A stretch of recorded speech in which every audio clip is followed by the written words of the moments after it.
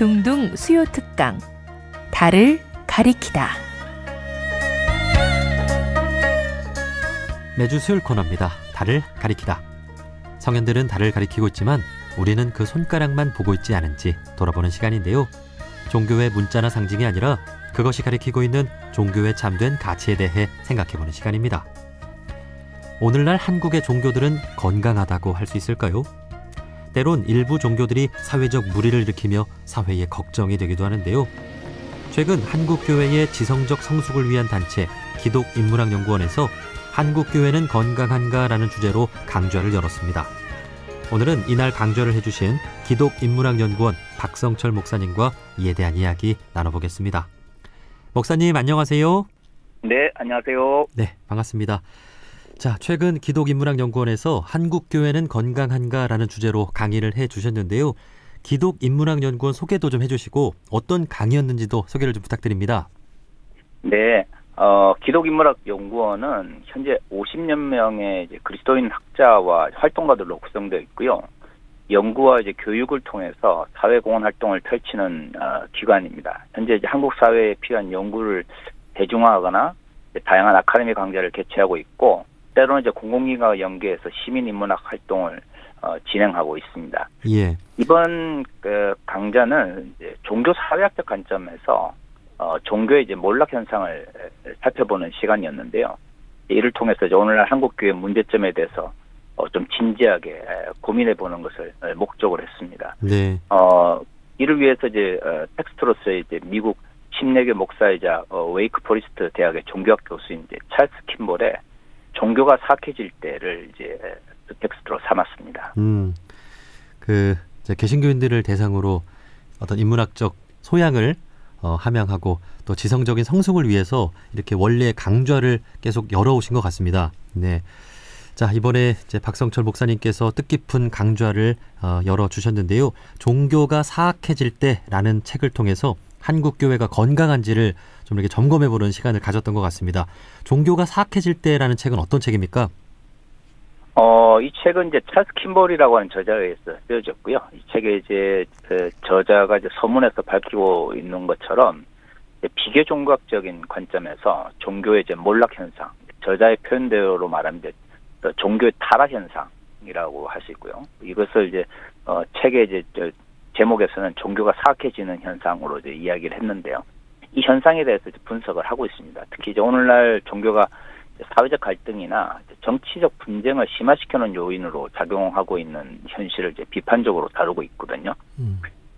이는 이제 저자가 이제 오랜 기간 동안 이슬람과 중동 문제를 이제 종교와 정치의 상호작용이라는 측면에서 연구해왔기 때문에 가능한 것이었고, 물론 이제 결론 부분에서 이제 가장 많이 다루고 있는 것은 이러한 왜곡된 종교적 현상이라고 하는 것이 그리스도인들에게서 특히 이제 미국 교회 속에서 많이 드러나고 있다라는 것을 이야기하고 있습니다. 그리고 결론적으로 이 책의 저자는 그리스도인들이 이러한 현상을 해소하기 위해서 다른 종교인들과 뭐 이슬람이라든가 힌두교인들과 어떻게 연대하고 행동해야 되는지에 대해서 진지하게 이제 답을 하고 있죠. 예. 그 종교라는 이름으로 세상에 나왔지만 참 종교가 타락하고 또 사악해지는 경우들이 많이 있었습니다. 예, 이를 통찰해 보면서 우리 모든 종교인들이 또 자신의 종교에 대해 돌아볼 수 있는 그런 책이 아니었나 싶은데요. 자, 이 책에서 종교가 사악해지는 5가지 경우를 들고 있는 것으로 알고 있는데요. 첫 번째는 무엇입니까? 저자의 표현대로 말하면 절대적 진리 주장이라고 할 수 있고요. 이제 우리말 번역으로는 이제 자기들만 절대적인 진리를 알고 있다라는 확신, 이렇게 이제 번역을 했습니다. 근데 사실 이 책을 읽어보면 이 제목 자체가 뭐 내용을 그리 잘 담아내고 있지 못하다는 생각을 하게 돼요. 왜냐하면 이제 저자는 이제 종교라는 것 자체가 기본적으로 진리를 지향하거나 깨닫고 있다라는 인식을 전제를 하고 있다는 걸 부인하지 않거든요. 예. 저자가 비판하고 있는 것은 이제 하나의 종교 내에서도 경전에 대한 다양한 해석, 즉 종교적 다양성이라는 게 존재하는데, 이를 이제 부정하거나 또는 특정 시대에 형성된 경전에 대한 이해나 진리에 대한 이해를 절대화하는 문제를 이제 비판하고 있습니다. 그래서 제가 강의할 때는 이러한 현상을 종교의 교조주의화라고 이제 표현을 했거든요. 그래서 일반적으로 종교가 진리에 대한 이해에 있어서 폐쇄성을 띠거나 아니면 이러한 해석에 있어서의 경직성이 강화되는 현상이 종교가 사악해지는, 즉 종교의 타락 현상의 첫 번째 경우라고 볼 수 있습니다. 예. 그러니까 아마 종교인이라면 자신이 믿고 있는 종교에 대한 어떤 진리에 대한 믿음은 다들 굳건할 텐데 그것만이 진리고 다른 사람의 종교는 다 잘못됐고 라고 생각을 한다면 뭐 다툼과 전쟁밖에 안 나겠죠. 예. 그러니까 그런 부분들에 대해서 좀 돌아봐야 되지 않을까 싶습니다. 자, 종교가 사악해지는 두 번째 경우는 무엇인가요? 두 번째는 이제 교인이나 신자들과 같은 이제 종교인들에게 이제 맹목적인 복종을 강요하는 경우입니다. 책의 내용을 조금 인용하면 이제 저자는 이렇게 이야기하거든요. 맹목적인 복종은 종교가 타락했다는 확실한 징후이다. 추종자들의 지적인 자유와 원리의 개성을 제한하려 하는 모든 종교를 경계해야 한다. 이렇게 이야기를 하고 있습니다. 예. 뭐 흔히 이제 우리가 이제 맹목적 복종의 문제를 이야기하면 이제 사이비 종교에서 발생하는 극단적인 현상을 많이 이야기를 하는데요. 저자는 이러한 이제 왜곡 현상이 흔히 우리가 이제 세계 종교라고 하는 서양 그 종교학에서 흔히 말하는 이제 세계 종교라고 하는 이런 거대 종교 속에서도 흔히 이제 전통적 종교 내에서 얼마든지 발생하고 있다, 또 발생할 수 있다라는 걸 이제 경고하고 있고요.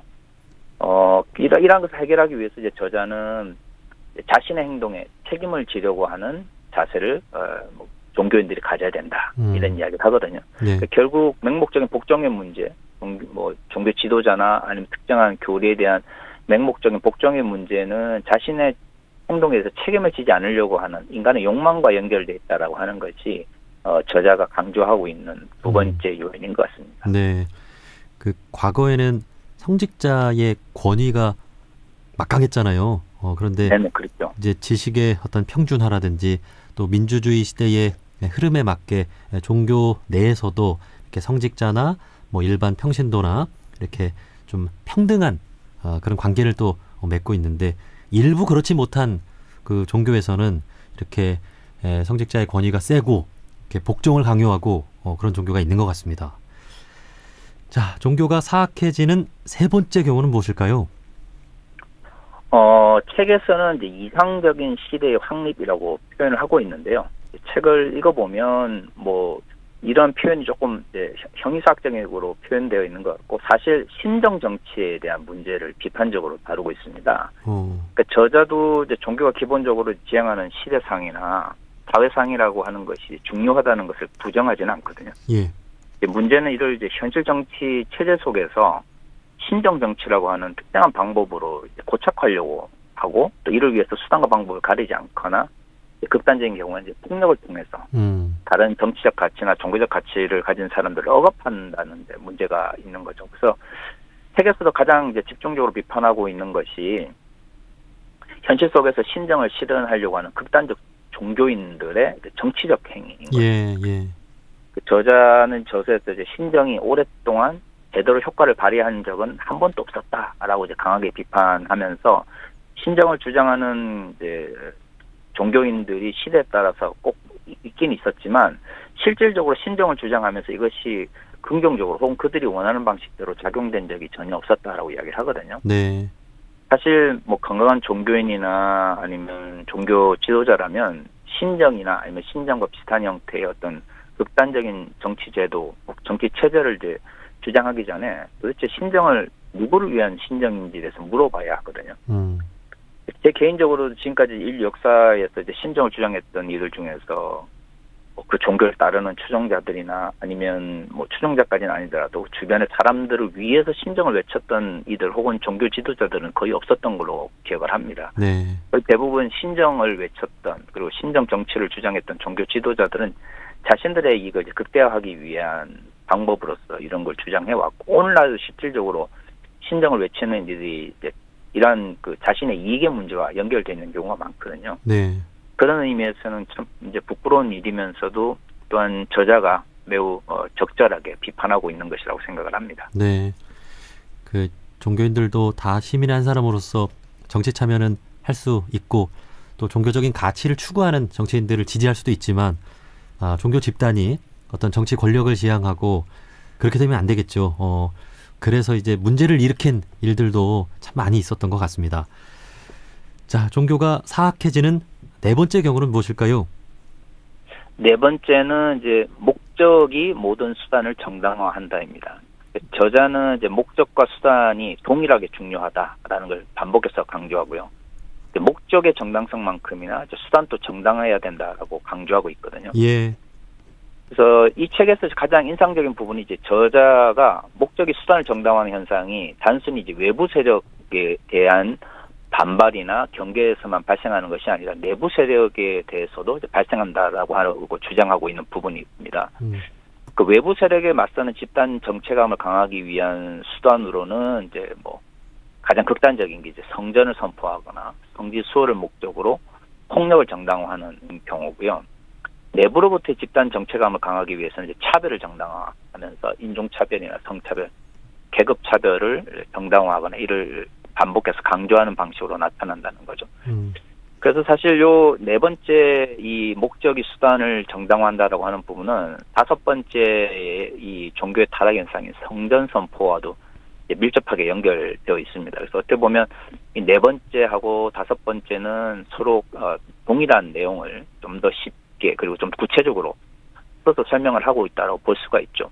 어떻든 종교가 특정한 목적을 지향할 수밖에 없는데 네. 이를 이뤄 나가는 과정에 있어서 수단에 대한 진정 고민들이 이루어져야 되는데 때로는 그 목적이 너무 가치 있게 여겨지다 보니까 그 과정 자체를 무시하는 경향이 종종 발생하게 되는 것 같습니다.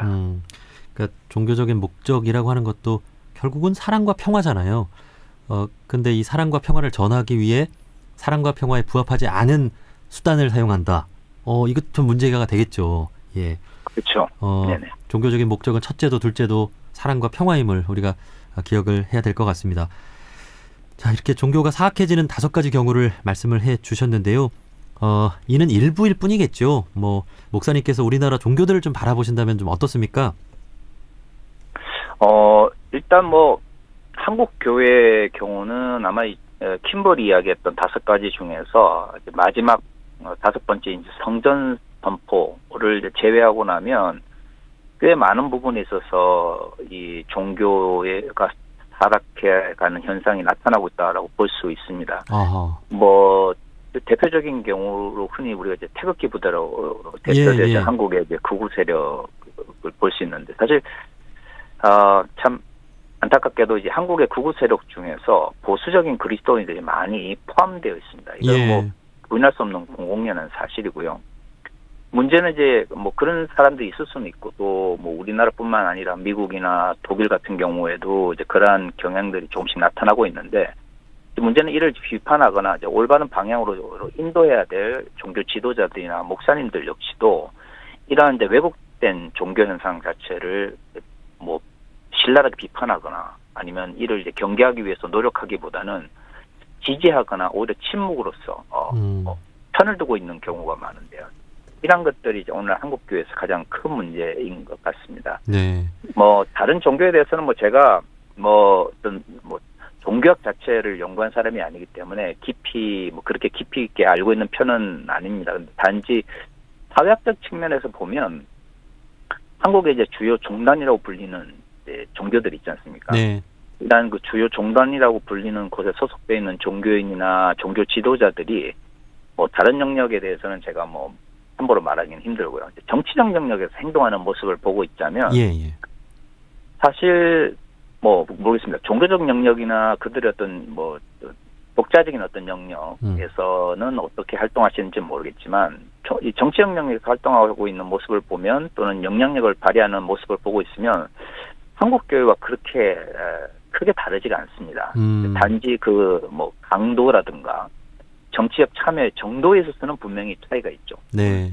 특히 한국의 이제 보수적인 개신교인들이 적극적으로 참여하고 있기 때문에 뭐 다른 주요 종단들의 어떤 정치적 영역에서의 어떤 참여의 정도나 강도에 있어서는 분명 약하거나 또는 차이가 난다고 말할 수 있지만 좀 안타깝게도 방향성이나 아니면 이제 그들을 움직이고 있는 내적 기제 자체가 완전히 다르다라고 보기는 사실 좀 어려운 것 같아요. 예. 특히 이제 공적 영역에서 문제 발언을 하거나 행동을 하는 종교인이나 종교 지도자들이 어떤 주요 종단 내에서 사람들이 많다 보니까 없을 수는 없는데, 중요한 것은 있느냐 없느냐가 아니라 이제 이러한 사람들이나 이러한 발언들에 대해서 주요 종단 내에 이런 제대로 관리 혹은 이제 제어할 수 있는 시스템이 있느냐라고, 이런 것들을 살펴보는 게 중요한데요. 사실 안타깝게도 한국의 주요 종단들 중에서 이러한 정치적이나 사회적 영역에서의 부정적 영향력을 발휘하는 사람들을 제어하거나 관리할 수 있는 어떤 시스템이 갖춰져 있는 데가 그렇게 많지가 않습니다. 대부분은 그러니까 좀 아직은 제대로 형성되어 있지 않은 경우가 많죠. 그러다 보니까 이제 한국 사회 내에서 사실 갈등이나 정치적 분쟁이 이제 발생했을 때, 사실 종교인들이나 종교적 영역으로부터 이 문제를 도움을 받거나 또는 해결하는 데 적극적으로 나서주길 바라는 일반 시민들이 거의 없죠. 그러니까 이런 측면에서 보면 강도나 정도라고 하는 측면에서는 분명 한국 교회와 한국의 주요 종단들이 어느 정도 차이가 있지만, 현상적 측면에서 방향성이나 기제 자체가 근본적으로 다르다, 이렇게 말하기는 쉽지가 않은 것 같습니다. 예. 개신교 일부 그 종교인들이 이렇게 정치적인 권력을 지향하는 모습이 있고, 또 사실 다른 종교들도 정치적인 영향력을 확대하려는 모습은 차이는 있을 수 있겠지만 그런 모습은 다 있다라고 또 지적을 해주셨습니다. 물론 이제 여기에는 정치적인 어떤 건강한 비판이라든지 또 건강한 정치 참여라는 측면은 또 제외가 되겠죠. 예. 그렇죠. 네. 늘 말씀드리지만 정치와 종교는 구분될 수는 있죠. 하지만 분리되어 있지 않기 때문에 상호 영향력에 대해서 항상 고민을 해야 하는 것인데, 문제는 이제 긍정적인 영향력뿐만 아니라 부정적 영향력도 상호작용 속에서 이루어지기 때문에 진지하게 이 부분에 대해서 고민해야 된다고 생각을 합니다. 예. 그러니까 정치가 잘 갈 수 있도록 우리 종교인들이 감시하고 또 비판도 하고 이런 것은 필요하지만, 권력을 지향하는 우리 종교의 모습은 조심해야 된다라고 또 말씀을 해주셨습니다. 자, 그러면 이렇게 자신이 속한 종교가 사악해지는 모습을 볼 때, 이제 타락하는 모습을 볼 때, 그러면 좀 종교인들은 어떻게 좀 대처를 해야 될까요? 저는 가장 현실적인 방법은 이제 종교인들 사이의 연대와 저항이라고 생각을 합니다. 저는 지금 한국 교회 내 이제 다양한 종교적 문제나 아니면 주요 종단들 내에서의 한계에도 불구하고, 저는 한국의 많은 종교인들이 보이지 않는 곳에서 자신의 종교적 신념대로 살아가기 위해서 노력하고 있다고 생각을 하고요. 저는 그런 종교인들이 문제를 일으키는 분들보다 더 많다고 생각을 합니다.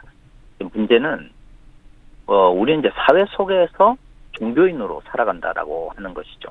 종교가 사회적으로 이제 긍정적 영향을 미치기 위해서는 한편으로는 개인적 영역이든 종교적 영역이든 혹은 사회적 영역이든 종교적 신념에 따라서 이제 긍정적인 행동들 혹은 사랑을 실천하거나 평화를 위해 노력하는 행동들이 분명히 필요합니다. 근데 다른 한편으로는 종교가 부정적 영향력을 발휘하게 될 때 이를 막거나 아니면 이를 약화시키기 위한 노력들이 반드시 필요하거든요. 근데 지금까지 종교인들, 한국의 이제 종교인들 사이에서는 전자의 경우에 대해서는 굉장히 많이 논의가 되고 또 고민도 하고 있지만, 후자의 경우에 대해서는 거의 이제 무관심으로 일관하고 있는 경우가 많습니다.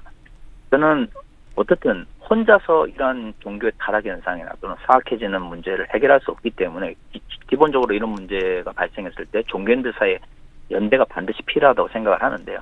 문제는 이 연대가 무엇을 지향하느냐라고 하는 것이죠. 전자와 후자는 반드시 함께 지향해야 되는 부분이지만, 지금까지는 긍정적 영향력을 어떻게 확대할 것인가의 문제에 더 관심이 있었던 것 같아요. 그러나 이 문제만큼이나 부정적 영향이 발생했을 때 이에 대해서 어떻게 저항하고, 그리고 이것을 어떻게 약화시키기 위해서 싸워나갈 것인가의 문제도 앞으로는 좀 종교인들 사이에, 그리고 종교적 연대를 고민하시는 분들 사이에 좀 더 진지하게 성찰이 이루어지면, 저는 한국교회뿐만 아니라 종교 주요 종단들이 한국 사회에 좀 더 긍정적인 영향을 미칠 수 있을 거라고 생각을 합니다. 네.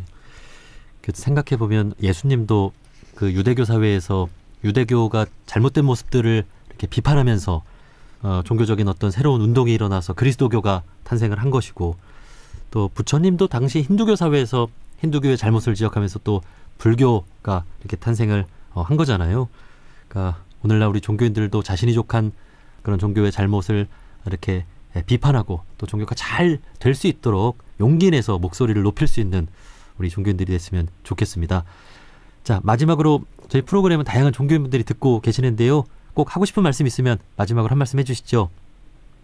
네, 저는 이제 종교인들이 기본적으로 어느 정도 세속과는 구별되어진 어떤 초월적 가치나 아니면 더 나은 이상적 가치를 추구한다는 측면에서 공통점을 가지고 있다고 생각을 합니다. 단지 이제 그럼에도 불구하고 우리는 이 땅에서 두 발을 딛고 살아가는 사람들이기 때문에 종교적 가치라고 하는 것은 언제나 사회 정치적 가치와 연결될 수밖에 없고 또 영향을 주고받을 수밖에 없거든요. 근데 이런 부분에 대해서 많은 분들이 무관심으로 혹은 침묵으로 일관하는 경향이 많은 것 같습니다. 예. 조금 더 종교인들 사이에서 세속적인 가치와 사회 정치적 가치 사이의 연관성, 차이뿐만 아니라 연관성이나 작용에 대해서 좀 더 진지하게 고민하거나 또는 그 상호관계를 또 깊이 연구하는 그러한 관심들이 좀 더 일어났으면 좋겠습니다. 그리고 많이 이런 부분에서 요즘에는 관심을 가지는 분들이 많은데요. 종교가 사회에 미치는 이제 긍정적 영향뿐만 아니라 사회의 부정적 영향력이 종교 안에 영향을 미치는 경우도 있거든요. 근데 이 부분에 대해서는 많은 종교인들이 별 관심이 없는 것 같습니다. 그런데 저는 어느 종교든 사회나 정치적 영역에 긍정적인 영향을 미치기 위해서는 긍정적인 영향을 미치는 것뿐만 아니라 사회 정치적 영역으로부터 받는 부정적 영향력에 대한 연구도 또는 거기에 대한 깊이 있는 성찰도 함께 이루어질 때 균형적인 형태의 종교인들의 정치 참여 혹은 사회적인 어떤 봉사가 실현될 수 있을 거라고 생각을 합니다. 예, 그 목사님께서 과거 그 교회와 사회연구소장도 하셨죠. 예, 네네. 예, 그러니까 우리 종교도 사실 어떤 사회에 속해 있는 한 공동체잖아요. 그런 만큼 종교가 우리 사회에 긍정적인 영향을 잘 끼치고 있는지 부정적인 영향을 어떻게 좀 주고 있지는 않은지 이렇게 돌아보는 것 참 중요할 것 같습니다. 예. 자, 여기까지 말씀 듣겠습니다. 기독인문학연구원 박성철 목사님과 말씀 나눠봤습니다. 목사님, 오늘 말씀 고맙습니다. 네, 감사합니다.